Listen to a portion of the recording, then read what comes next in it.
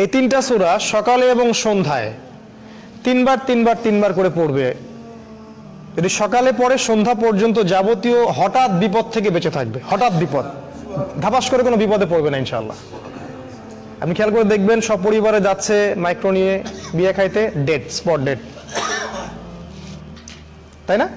হঠাৎ করে দেখবেন সকালে ঠিক মতো আসছে, হঠাৎ স্ট্রোক নাই। হঠাৎ বিপদ ইনশাআল্লাহ সে পড়বে না। যে ব্যক্তি সকালে 3 বার করে সূরা ফালাক, সূরা নাস, সূরা ইখলাস পড়বে। আর বিশ্বাস করেন, এই কাজগুলো আমাদের চাচাদের বয়সী যারা আছেন ওনাদেরকে শিখাতে হয় না, আমাদেরকেই শিখাতে হয়, তাদেরকে শিখাতে হয় না, তারা এগুলো আগেই থেকে জানেন। আবার যে ব্যক্তি সন্ধ্যাবেলা সূরা ফালাক, সূরা নাস এবং ইখলাস 3 বার করে পড়বে, সারা রাত যাবতীয় ক্ষতি থেকে সে বেঁচে থাকবে ইনশাআল্লাহ।